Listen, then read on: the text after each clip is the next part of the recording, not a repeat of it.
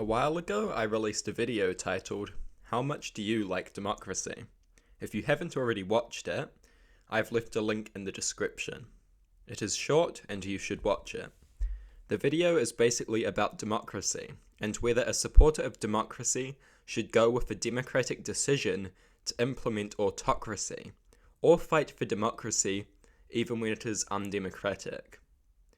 The video was strictly hypothetical. I just thought of a very obvious real-world version of it. This is of course the banning of far-right, authoritarian political parties, such as Nazi parties. This represents a real-life implementation of the idea that those who value democracy will sometimes have to be anti-democratic to preserve that democracy that they care about. This is a seemingly paradoxical idea. I do, however, think it is valid. At the same time, I can sympathize with counter-arguments which say that the real defenders of democracy will allow anyone to run and will rely on democracy rather than party bans to beat these opponents. This is the democratic dilemma come real. Perhaps the thing about this I find the most interesting is the fact that in the hypothetical, I will say democracy should be preserved through seemingly undemocratic means.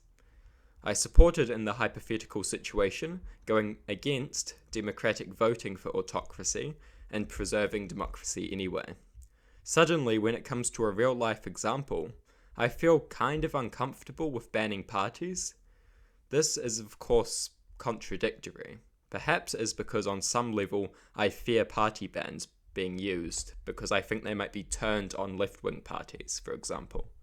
Perhaps I fear party bans not being used to defend democracy, but being later, once they've already been implemented, abused and used as an autocratic tool to ban parties viewed as a threat. What I do know is that I would rather have some anti-democratic party bans if it helped to preserve democracy and potentially prevent evil people getting into power. But are these the two options, or should we rely on beating the worst that humanity has to offer in some kind of democratic battle of ideas? We already know this has failed in the past, but surely we cannot settle with being lesser autocrats to prevent the ultimate autocrats taking power. Perhaps we can support a democracy for everyone without evil taking power. It is honestly very hard to know and a particularly difficult issue. I would love to hear your thoughts on this complex matter in the comments section.